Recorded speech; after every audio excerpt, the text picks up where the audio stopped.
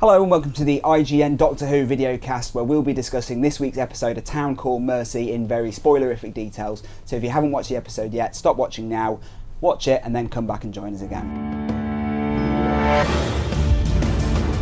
I'm the Doctor. This is no need to stand. Interesting. Don't worry, everything is completely under control. Everyone who isn't an American, drop your gun. Face me! I'm Tom Buller, I'm IGN's resident Doctor Who fan. Joining me on the sofa this week is Matt Risley, the IGN Doctor Who reviewer, we'll call you that. Blair Mower, IGN video producer and Doctor Who expert, self-proclaimed, and Ollie Smith, Doctor Who author. Thanks for joining us. So, A Town Called Mercy, Doctor Who goes western. So the first cowboy episode, or proper cowboy episode, since 1966, The Gunfighters. Good knowledge. Yeah? Doctor has toothache. Yeah? And goes to see Doc Holliday. That sounds like a good one. It is a good one. Was Wyatt Earp in it as well? Wyatt Earp's in it, yeah. But this obviously is completely different. This is A Town Called Mercy. He goes to the village and... I say it's a village, is that correct? Yeah. Is that what they call them? I don't know. Obviously we're not cowboys, we don't know. And there is the gunslinger on the loose. Mm-hmm. Basically like the Terminator meets Predator, kind of, with Meets his camo Crichton stuff. from He's surprisingly charismatic, I thought, actually. I really liked him. Yeah. Good new companion. Yeah. Yep. That would be good. Now, Ollie, you've got history with Doctor Who and westerns. You wrote an audiobook where it's a western? Yep, I think the first thing I wrote for Matt Smith was an audiobook. It's a Doctor on a runaway train. It was during the Civil War, so a bit before this one. I just think the Doctor really suits the western. He is the man with no name, moving from town to town, righting wrongs and then moving on again. It just really suits it, and I think if Doctor Who had the budget before now, then he maybe would have done that a bit more. So he's come in and he's basically, the twist is that the guy who he's trying to protect ends up being the guy that he has to, the war criminal. So we're looking at someone, again, like the last episode, who's a bit of a bad guy, but he has to, it's a bit of a moral choice that he's got to make there. It's similar to a Christopher Eccleston episode as well. Yeah, I thought it was very similar to Boomtown. I think and similar to the last one in so much as most of the time the Doctor's enemies are victims of their own plans, or the Doctor just has to walk away and let them suffer the consequences of their own wrongdoings. But what we've seen in both this one and Boomtown is the Doctor having to choose whether to let the mob take over or to exact justice himself. He doesn't have the easy kind of way out of, if he doesn't punish these enemies, they will just get away scot-free and carry on. Although it wasn't an easy decision to get there, was it? At first he was kind of willing to throw him to the wolves. Well, it's similar with Boomtown in that he wanted to take Margaret Sladine back home to let her get executed. So, but then Amy stops him, and then someone dies. Well, we'll come on to that because that's obviously quite a key point later on in the episode. But just to say about the setting, the Western setting. There's something about science fiction meets Western that is just cool, right? Other than cowboys versus aliens. Well, I was going to come on to. Obviously, you've got Back to the Future 3, which is which I think is probably up there with the other two. I think it's every bit. I've never liked it quite as much as the other two, but it's cool. There's no fun though. No hoverboards, I guess. Still great. And then also that classic Red Dwarf episode with the Gunman of the Apocalypse. Yeah, it was one of the best episodes, I think. And the greatest sci-fi western of all, Wild Wild West. Will Smith is finest moment. But as long as it's better than Cowboys and Aliens, we're happy, right? Yeah. As for the Western setting, it was filmed in Almeria in Spain, which is obviously where lots of Westerns are filmed, including The Magnificent Seven. Check my notes again. Good knowledge. And Fistful of Dollars. And Fistful of Dollars as well. Knowledge. So, no notes. But it's a good, obviously, alternative for shooting in the States. And I think it did really well. I often find with things that are set in Western, I always remember I don't know if anyone ever been to it, the Midlands theme park, American Adventure. Has anyone ever been there? No. It's got like a cowboy town that you can walk around in. I think there was times in the 80s where the TV shows were filmed there because it looked so realistic. It didn't. But this was a really good setting. And I think the music is worth pointing out, actually, that Murray Gold really went Magnificent Seven. Immediately you saw the Western come in there, it was good. I think you could tell it wasn't shot in America when some of the Americans started speaking. Yeah, that whoever was doing the audio for the in and out, you know, at the beginning of the episode and the end, her accent was a bit dodgy. Yeah. A bit wonky, yeah. The sheriff was good though, because he was American. He was in Farscape, wasn't he? Yeah, he was like, can we get someone that looks like Josh Brolin? I was going to say. And they found him, and he was excellent. He was really good. But I thought Matt Smith in this episode really seemed to be enjoying himself. I love the scene where he goes into the bar and he says, "Can I have a drink of the hard stuff? Tea. Leave the bag in." Yeah. I just thought that was really cool. I thought it was really good. And then obviously he has his encounter with the horse, which I know you're a big fan of. Yeah, I reckon Susan, the kind of sexually ambiguous horse, should have her own spin-off if Torchwood can do it. Yeah. Yeah. Maybe. Was it he or she? It was a... I think... we don't quite know, do we? Well, it was a he. He called it... He had a male name, and then he spoke to the horse, because obviously he speaks horse, and he told me his name was Susan, and that was his life choice. So good on you, Susan, the horse. But yeah, I thought the Western setting was really good. The gunslinger, we liked him as a villain. Yeah, I never really thought of him as a villain. It's set out quite early on that he doesn't kill civilians, and he seems he's very much a Frankenstein's monster, actually.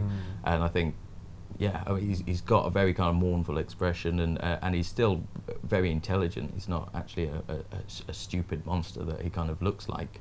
I think the whole episode is about appearances being deceiving, I think. So he added to the kind of moral complexity that was kind of running throughout the entire episode quite well. And he had a cool outfit as well. Yeah. Halloween, that's what I'm going for. So you can't take that. But was he scary? Do you think he's scary for the kids? I think he would have been. I think kind of his voice was all kind of distorted, robo-scary. When he was stalking the church, I thought that was... that was good. That was a quite particularly creepy. good scene, obviously you mentioned Frankenstein. There seems to be a bit of a Frankenstein theme throughout the whole thing, because obviously the main villain, who's also called the Doctor, created this machine, and he's then paying the price for it, I guess. And when the mob turns up to demand the release, it was all very sort of pitchforks and burning torches. Did anyone else get that, or just me? Definitely. Cool. No one else to add anything to that. As we touched on last time, there was a lot of moral ambiguity when it came to him, and it was quite nice to see the Doctor torturing himself.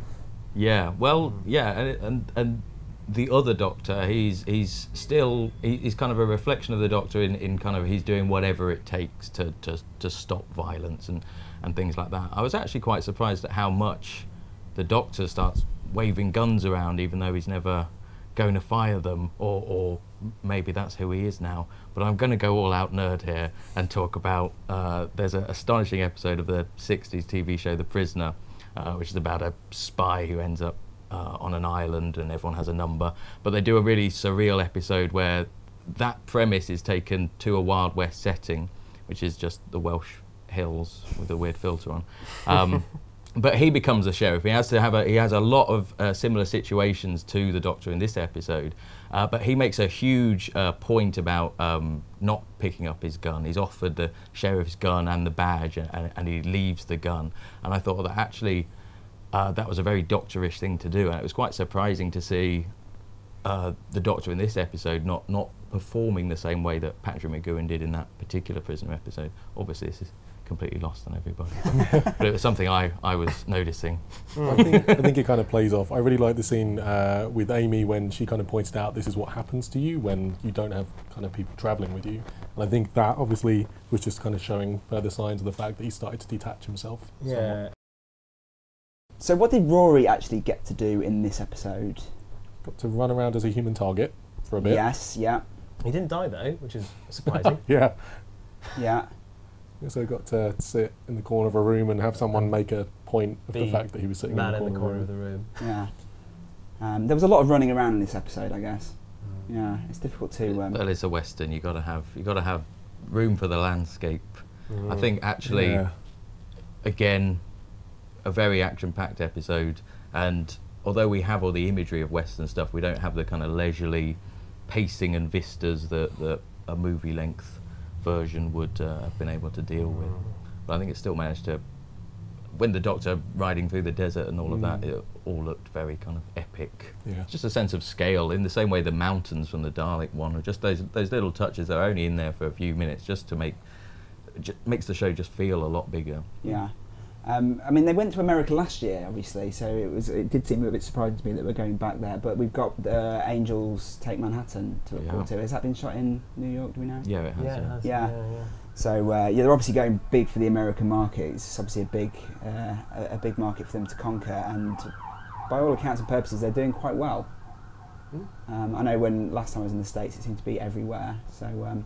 Yeah, they seem to be doing a very good job. I saw a picture of they'd screened Asylum of the Daleks in a cinema in New York, and the cinema was massive and it was totally packed out. It was a great picture of Was that the one where they turned up in a DeLorean for the screening? Yeah, that was that's cool. That was cool. That's a nerd wank.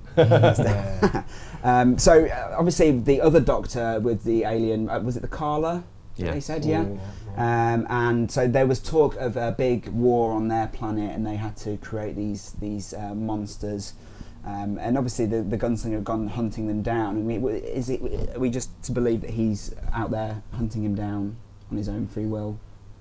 Yeah, I think so, yeah. I quite like the way he sort of teleported from place to place. It took him like 2 years or something, didn't it, to find him? Because the Doctor had been there for quite a while before he got there. So I think that's believable that it's taken him. That's good because it takes him like a bit of time to like settle into the town and all the town people like him. So And get the hat. I thought it was really nice that the townsfolk saw the Doctor as a force for good, because I think that's another contrast to the Doctor, our Doctor, constantly kind of putting on one face for his companions and then another for his enemies.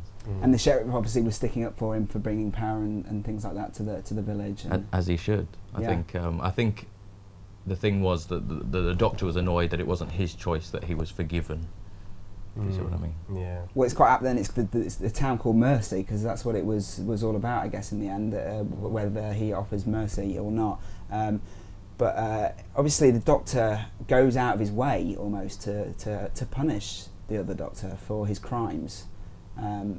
Is that right of him to do? It's kind of similar to the problem that we had last time, which was where he destroyed Solomon. Well, this seems to be the running theme. I just think it just makes the Doctor a lot more interesting. He is a bumbling mad scientist. He isn't a god, and it's the same way I don't find Superman that thrilling, because he has no flaws, and to have a Doctor who just knew what was good and just did that was fine. And I always find it a little bit boring when we say, oh, don't resort to violence, then you're no better than them, but it's still a kind of I never really believe that. I always think that there's a kind of greater good that needs to be thought of. It's something that anyone writing Doctor Who has to struggle with, because you know how the Doctor sees everything in context, but he himself has to make sure he doesn't look at that bigger picture, because then there are so many things he should be doing, and he has to kind of think of it in human terms. And I think the Doctor always gets darker, like further into his regeneration. He always starts out very light, but he always gets a bit darker as he sort of goes on. So I think we're beginning to start to see that. We're hitting that tipping point, you think? We are, yeah. What I really loved are the messy endings at the moment. I love that the cyborg is still out there in the Wild West and things like that. I like the idea that the Doctor doesn't tie everything up in a big bow and make sure everyone's back to their own time and things. He did that with Nefertiti. Said now hunting things on the African plains or whatever. That's got to have ramifications for history. Oh, does it? I just like these loose ends that are just kind of make the world a bit richer. Oh, that final scene where you see the gunslinger just on the hillside as well. I thought that was particularly good. Now Amy kind of acts as the moral compass for the Doctor in this one, because she gets to say no to his decisions. I mean, is that a further sort of clue that they're diverging? And I think so. Maybe it's that kind of it's a realization that her childhood hero is a flawed person. It's a never meet your heroes kind of situation, I guess. Yeah, and it kind of reminds us why he can't spend time by himself and why he needs to have a companion with him, otherwise he does get a bit too off track. But maybe she's getting bored of caretaking him. Yeah. I think throughout all the episodes so far, there's constant references to how he is just dropping in and out of their lives, and I think it feels like they're getting a little bit kind of tired of it, or they don't know how to kind of live without him there. It looks like the next one's going to explore that even further. From what we see. We'll come on to that. But again, it was quite a big theme for a family show to be dealing with, this whole... I think family shows should be dealing with these kind of things. I think Doctor Who, I think sci-fi in general is about kind of framing big ideas in approachable kind of formats, and Doctor Who is the perfect show to deal with politics and moral issues and things like that. Yeah, you definitely don't want it dumbed down. You know, it's better that kids don't understand it and then they do when they rewatch it again in a few years. Lessons learned. Let's learn a lesson and hug and move on. Exactly. So, I mean, if this is the sort of theme that we're looking at, a moral decision the Doctor has to make, do you think, like, I'm just speculating here, that for episode 5, where we obviously see the Ponds leave, that it may have to be a moral decision the Doctor has to make about what to do with Amy and Rory? Perhaps he has to leave them and not ever come back, or am I just... That'd be pretty heavy, but it does, I don't know, it does kind of feel like it's leading towards a not exactly super happy ending. Yeah, there's got to be a sense of finality to it, doesn't there? Otherwise there's no point. So. Yeah. I think it might be the other way around. I think we can see the Doctor becoming more absent-minded and more forgetful of things that are going on and paying less attention. And maybe it's Amy's the one who currently seems to be the most aware of the situation and how everything is stacking up, and the Doctor seems to be willfully oblivious to it all. So just sort of harking back to obviously episode 1, where we met Jenna Louise Coleman and her companion. Obviously we know she's coming. Do you feel that you're ready now for Amy and Rory to leave? I am. Yeah, I think I've been ready for a little bit longer than most people, because I want to see development in their story. That's why I like them splitting up in the first episode. Like, I wanted to see them move on, go somewhere different. So I think I'm ready. Yeah. It's like you said as well. I think the next episode is really gonna. It's just so Rory and Amy centric that whatever happens, I think it's gonna kind of tip that over. Yeah. I think it's always good when you get an episode like the James Corden one last year, where he does something completely on his own and he goes off and does it with that. It does definitely add something new to the mix. So I think I'm quite excited. I'm ready for them to go on and move along, but it'd be quite interesting to see where they go with it next. So next episode is The Power of 3. We don't know a lot about it, but I've heard that Unit is possibly involved. I think they are, yeah. So any suggestions as to where we think it's going? I mean, the teaser at the end was quite good. Yeah. It was great. It was great. I watched it like a second time. I rewind it and I'm like, oh, what's that again? Yeah. It's a bit of I think it's such an ambiguous title. It sounded like it could have been a bit one of those kind of psychological ones where kind of like there's something to do with the number 3 and they all go a bit mad, but it wasn't that. It seems very much about Amy and Rory's life and how the Doctor has impacted that when he kind of comes into their world rather than them coming into his world. So it'll be exciting to see how that... I'm just looking forward to anything with more Mark Williams. Yes, there you go. But I mean, does it seem more now that Rory is the one that's more ready to make the separation than Amy, or do you think it's sort of getting to the point now where they're at the same point of their sort of... Rory's always been fed up, hasn't he? Yeah. 2,000 years is a long time. It's a long time to get angry. It's about growing up, isn't it? It's about growing up and moving on, and they seem very much to be clinging to the past. And I think actually maybe the reason we're ready to see them move on is because we can see them struggling to let go themselves. And there was a mention of their ages. Was it like 31 for Rory? So it means they've probably been with him for quite a few years now. I don't know if they mentioned their age right at the start, but if they were meant to be... Well, Rory was still a student nurse, so I guess he was mid-20s. Mid-20s, yeah. So I like the fact that they said that they were aging, their friends were going to start noticing them aging. Yeah. Because we never really had that before. I think that's a nice acknowledgement. That's quite good. But so that was A Town Called Mercy. So we all enjoyed it. Yeah. We thought it was probably better than week 2, but not as good as week 1, or what do you think? I think it was a really nice one. I think it's nice to see a clever episode that's not dealing with the story arc, but still has some nice big themes there. Almost like a one-shot. Yeah. Yes, which is apt for a cowboy one. But so that was A Town Called Mercy. So you can join us again next week when we'll be discussing A Power of 3. But as always, if you want any more information on Doctor Who, make sure you come to IGN.com.